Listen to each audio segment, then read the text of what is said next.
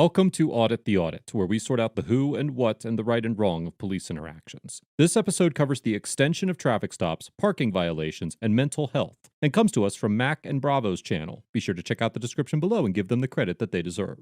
Sometime in the fall of 2019, YouTuber, adventurist, and part-time delivery driver Mac Proctor, along with his dog Bravo, were parked in a non-designated parking spot in a private parking lot outside an L&L Hawaiian barbecue in Millbrae, California. According to Mr. Proctor, his vehicle was not impeding traffic, and he only left it there for 2 minutes while he picked up a carry-out order from the restaurant. After Mr. Proctor returned to his vehicle, a San Francisco PD canine unit, whose nameplate is partially obscured, approached him about an alleged parking violation. What can be seen on the officer's name tag reads, C. Cord, and I was able to locate a public pay log that lists an Officer Carlos Cordova, who was last promoted in 2019. I also found this image of an Officer Carlos Cordova with the SFPD's canine unit from July of 2007 that looks strikingly similar to the officer involved in this encounter. I cannot say with absolute certainty that these two individuals are the same officer, or that this officer's name is Officer Cordova, but for the sake of clarity, I will refer to him as such for the remainder of this episode. The video begins just after Officer Cordova stopped Mr. Proctor and retrieved his identification and vehicle registration paperwork. All right, Mr. Proctor. That is your last name. All right.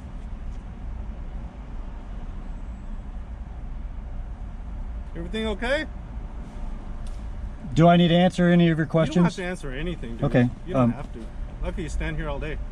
I get paid either way. Can you go ahead and finish your job so I can carry on? What's it with the anger, dude? I'm not angry. You're not angry? You always talk to everybody like that? I'm not angry. Oh, okay. I just want you to go ahead and wrap things up, please. Oh, okay.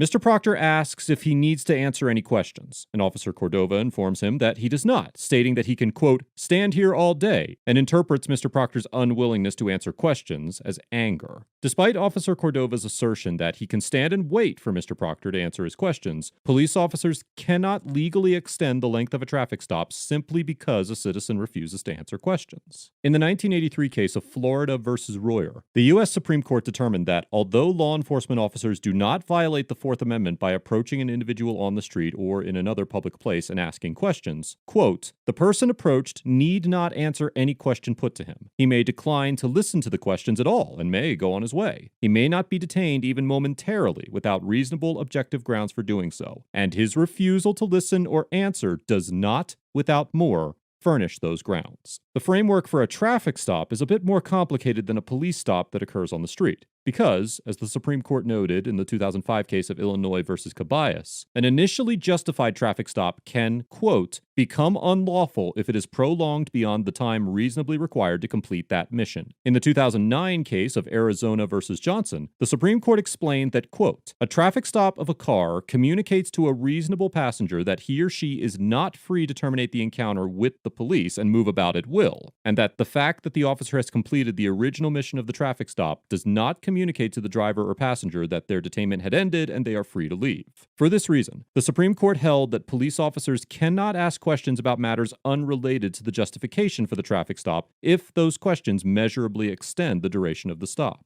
When it comes to Officer Cordova's claim that Mr. Proctor was angry, exercising the right to silence is not anger. And even if he was angry, he has a right to feel that way and express himself accordingly. With very limited exceptions, the First Amendment protects the right to free expression, including negative emotions such as anger. In the 1949 case of Terminiello versus Chicago, the Supreme Court concluded that, quote, a function of free speech under our system of government is to invite dispute. It may indeed best serve its high purpose when it induces a condition of unrest, creates dissatisfaction with conditions as they are, or even stirs people to anger. While it is unclear whether Mr. Proctor was angry during his encounter with Officer Cordova, all of his speech in the interaction was protected by the First Amendment, and he was perfectly within his rights to express himself.